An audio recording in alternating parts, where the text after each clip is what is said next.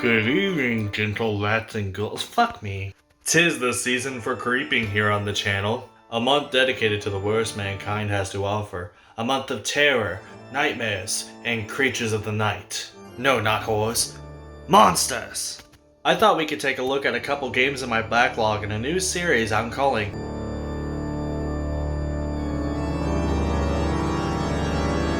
And what better games to take a look at in the spookiest season of the year than horror games? What are you doing in the laundry room? I'm filming a bit.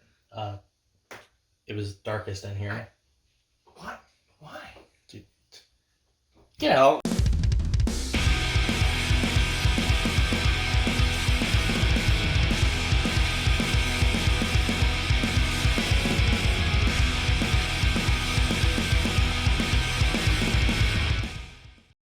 I typically reserve playing my horror games for the month of October unless the title is screaming out at me to play. Yeah, play me! Get back to the backlog, you! Today we're going to be taking a look at 3 frighteningly fiendish titles of varying quality. The first game on our list is Outlast 2. I have a bit of history with this series as the first Outlast was the very first horror game I played when I was 15 years old. Though I've consumed horror media since I was 5 years old, like Nightmare on Elm Street, the Halloween series, Friday the 13th, this game was chilling to me with its claustrophobic setting and vicious killers. I've heard a lot of negative reception towards the sequel, but we'll give it a chance to see if we enjoy it or not. Please, Blake. Where are you? I'm scared.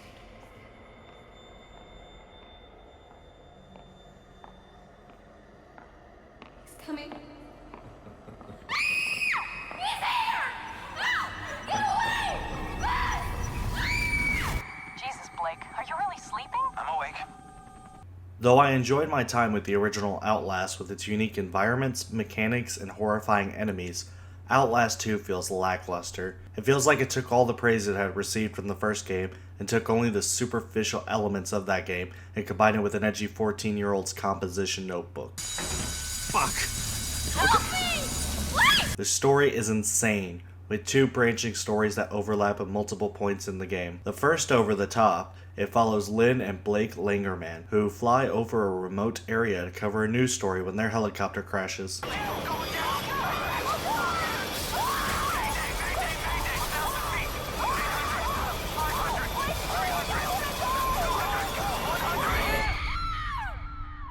The game precedes you trying to find Lynn and escape safely from a deranged, isolated village of psycho-Christian fanatics who are obsessed with the 2 of you, believing that your wife is pregnant with the Antichrist.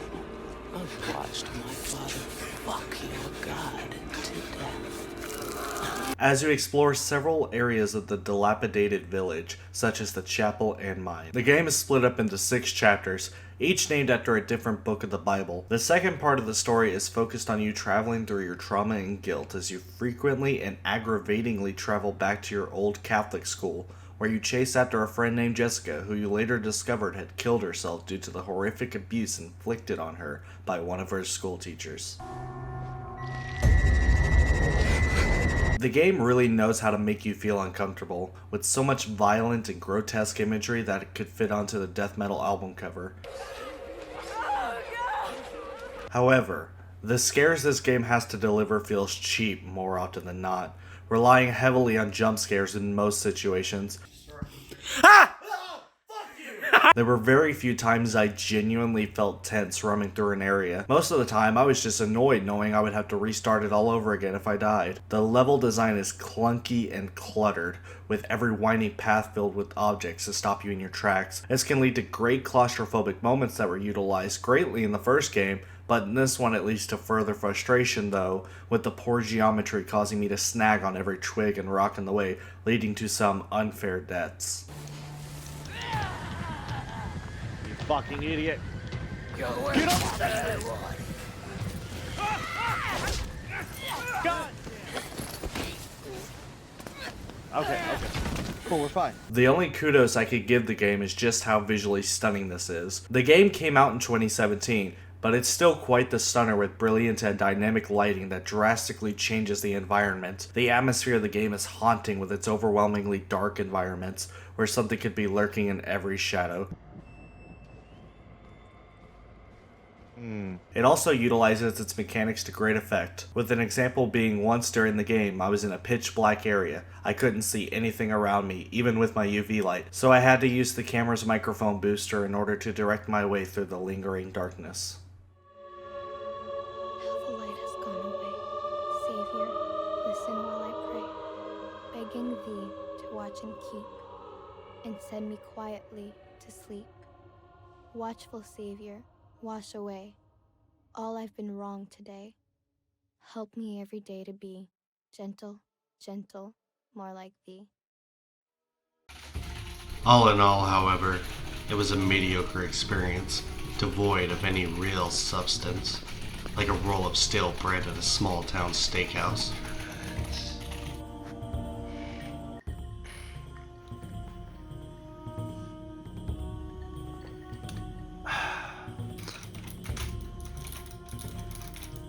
I'm beat, like a boxer who never heard the bell go off.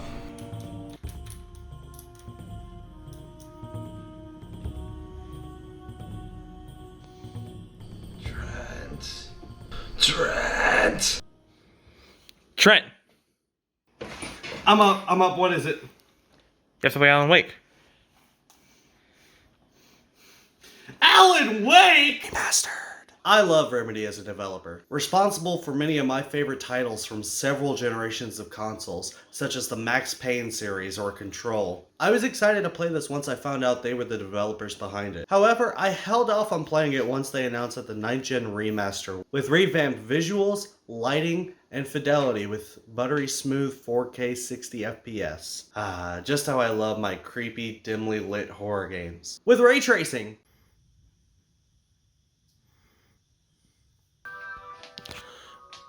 Oh no! It's a gamer!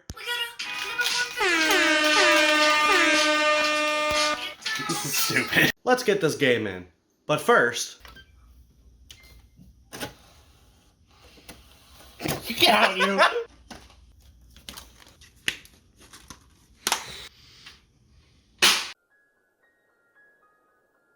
Stephen King once wrote that nightmares exist outside of logic, and there's little fun to be had in explanations. They're antithetical to the poetry of fear. In a horror story, the victim keeps asking why, but there can be no explanation, and there shouldn't be one. The unanswered mystery is what stays with us the longest, and it's what we'll remember in the end. My name is Alan Wake. I'm a writer.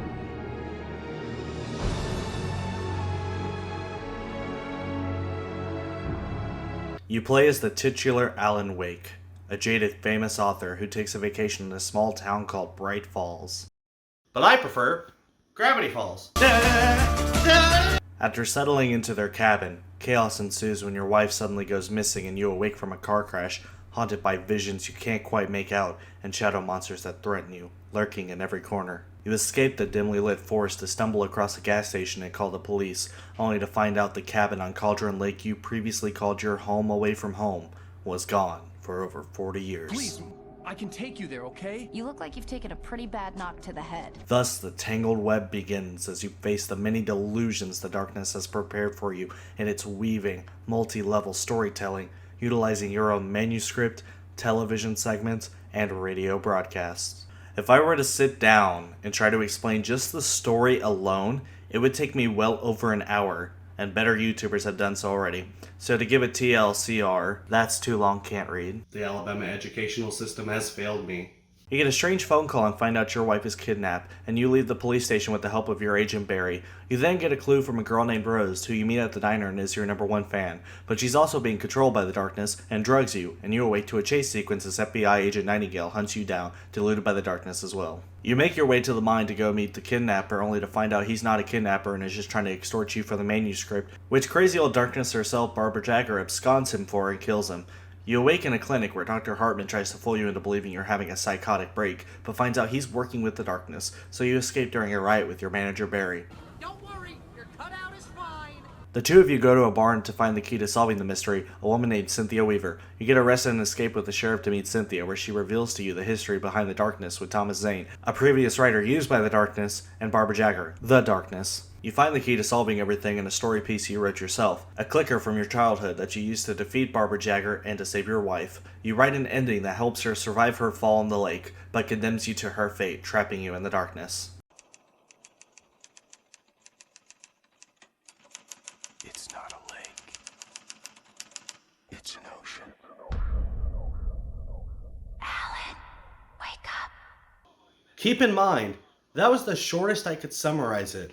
That's not including the many twisting turns of the story, the manuscripts written by Alan Wake and Thomas Zane that influence the narrative of the game, watching the television shows that fits the themes of the games, and the radio broadcasts and cultural points of the town that fill out the world building of the town you're in. Also, the failed escape attempts from the darkness in the special episodes or Alan Wake's American Nightmare. It's easily one of Remedy's more complicated stories, and took on a lot more than they were used to at the time. They've crafted a well-made story that fans are eagerly looking to be expanded upon in the sequel. Now for the elephant in the room. Remedy makes great games, tight narratives with great gunplay and fantastical weapons. Alan Wake has one of the weakest, most tedious combat systems I've ever played. To fight the Taken in all its many forms, you have a very limited weapon selection compared to Max Payne. This fits narratively, as you're in a small hunting town and not underground New York, but with how quickly the Taken can move and attack, you would expect to be able to take them down just as effectively to combat this. Your movement is unbearably slow, which makes sense because you're a writer, not a fighter. You run for 5 seconds before needing to catch your breath. You can only dodge cinematic attacks, not the standard attack. And due to lack of experience, you'll handle weapons with the proficiency of a first grader taking an advanced algebra test. I'd never fired a gun outside a shooting range. You have at your disposal a wimpy revolver that takes at least 3 shots to kill, even with headshots, on standard enemies, a shotgun with a widespread and minimal range, a combat shotgun with higher ammo count and a tighter spread, but low range and takes at least 2 shots to kill, a hunting rifle for distant lethal shots, and a flare gun that can instantly kill multiple enemies upon impact. To keep enemies distant, you have flares that can break the Taken shields, and a flashbang that will immediately kill large groups of enemies in its range. And finally, a flashlight, which brings about the most frustrating piece of the combat system. In order to fight the endless waves of Taken, you have to shine your flashlight on them until they drop their shield to do any damage on them. It's interesting during the first few enemies, but when you get thrown hundreds of enemies an episode, it becomes tedious and feels more like padding to extend the game's runtime. There were points I would just run to the light and drop flares just to not have to fight another group encounter. It's painfully slow, dull, and tiresome. Combined with the lackluster controls, it made what would have been an intriguing mystery to experience into a chore I felt I had to finish in order to be rewarded with the terrific storytelling, insane, snappy characters, and unique world building. And also the slippery and overly responsive driving sections.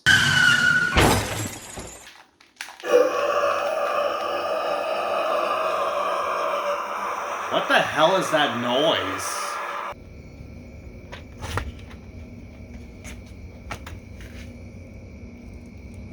It can't be the hills. They're silent! What can be said about Silent Hill that hasn't been said before? Smells like almond milk. The iconic cult classic that inspired sprawling game series, movies, and now gotcha machines. But growing up without a PlayStation, I had very limited access to games of any genre, not just horror, so I never had a chance to play Silent Hill. Until a few months ago when I finally picked up my copy. Click the link right here to see that video. I mean, I could have picked up the HD collection if I wanted to play it sooner, but honestly that would have been a load of shit that would have negatively impacted my opinion on the game.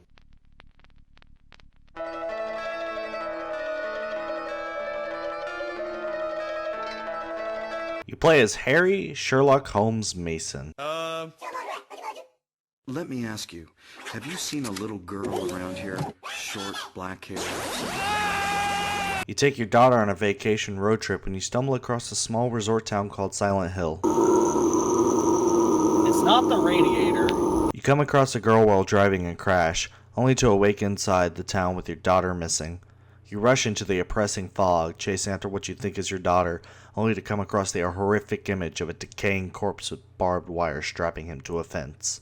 What is this? What's going on here? Before you can escape, you're attacked by demonic children with no means to defend yourself, and soon you succumb to your wounds, only to wake up in a diner to meet a police officer named Sybil Bennett. Talk about a civil servant, am I right, fellas? No! The town seems abandoned, with very few civilians left that you meet throughout the story to populate it. The town is filled in the overwhelming darkness with demonic and deformed creatures in the overworld. The two of you, both out-of-towners, muse on the bizarre situation before she leaves you with the means to defend yourself from the evil lurking every corner. A handgun.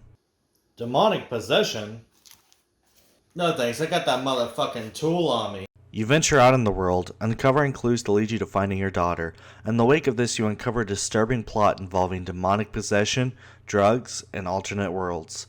In the other world is a dystopian industrial world that almost seems like torture rooms, with chain-link fences, whirring blades, and multiple corpses adorning the walls.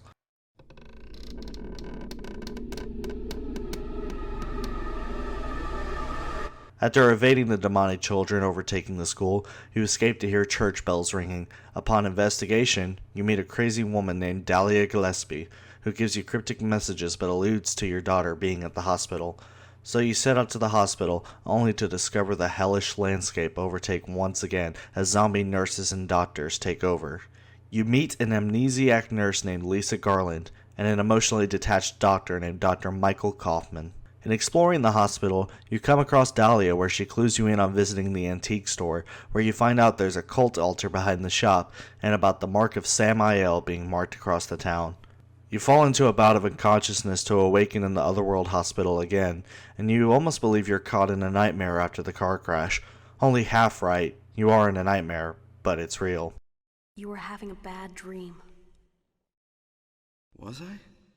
The story evolves with many twisting turns, such as the amnesiac nurse Lisa actually being a demon from the otherworld, and leading to one of the saddest scenes in the game as she begs you to save her, though in fear, you leave her to die as she hemorrhages. Harry? Lisa, what's the matter with you? I get it now. Why I'm still alive even though everyone else is dead. I'm not the only one who's still walking around. I'm the same as them. I just hadn't noticed it before. Lisa. Stay by me, Harry. Please. I'm so scared. Help me. Save me from them. Please. Harry?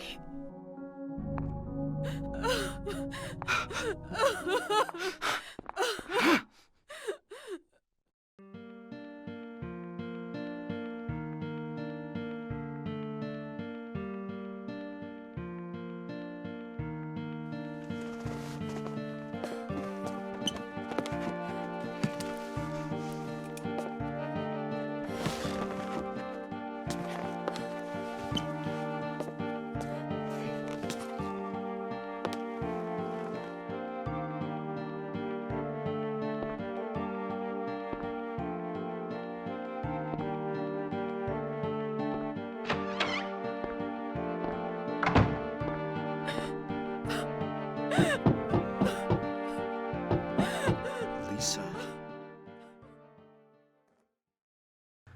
And Dahlia and Alessa, her daughter, who you briefly met earlier in the game, are using your daughter to allow the cult's deity to be summoned into the real world to bring chaos and allow power to the vile townsfolk. Through the actions you take in the game, you stop the deity just in time with the help of Sybil and Dr. Kaufman, only for Alessa to transform it into a reincarnated version of your adopted daughter, who you barely managed to escape with, and free yourself from the cruel world of Silent Hill.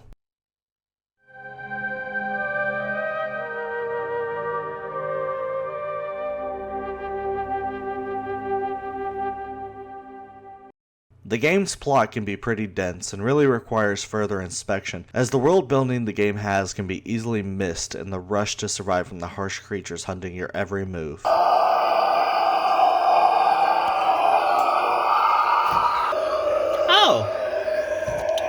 It's a monster!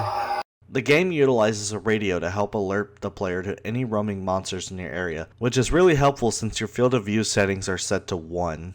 The limitations of the PlayStation couldn't allow for them to have many environments to be seen without the fog and darkness the series is famously known for. Speaking of the creatures, let's unpack them, because there's a lot going on in terms of enemy variety. Though the overworld tends to focus on animals that you see in your everyday life, like dogs, birds, and ape-like creatures. Honey, the apes are in the trash again.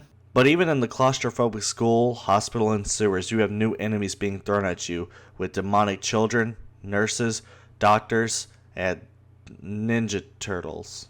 And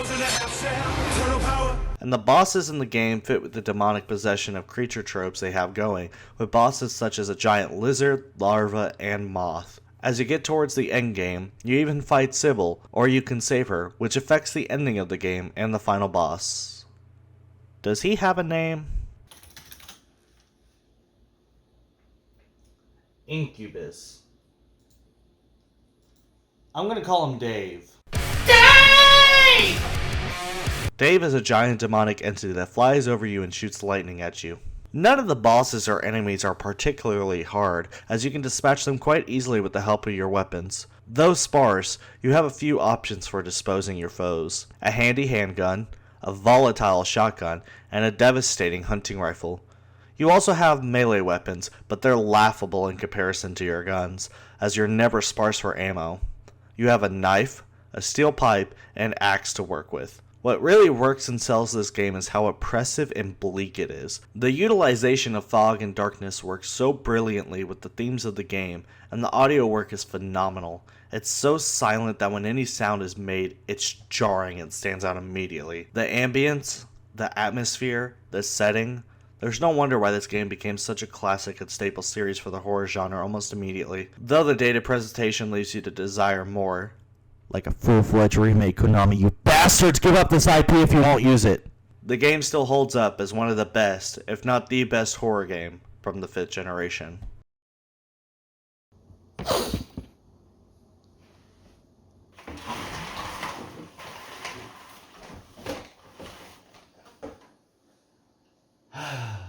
Another month of horror is behind us. I do love horror, but I can only delve so long in those gloomy worlds before I have to play something with a bit more life to it. Thank you all for joining me on this weird journey into the macabre and spine-chilling world of these games. Though some of the titles left something to lack, I'm still glad I had these experiences and I'm looking forward to next year's outings. Maybe I'll cover all the Silent Hills. Or maybe we'll take a look at some of the more weird 360 era games like Condemned. Who knows what'll be in the tarot cards. Don't forget to like and subscribe, and until next time, I'll see y'all in the next one. I feel like I'm forgetting something though.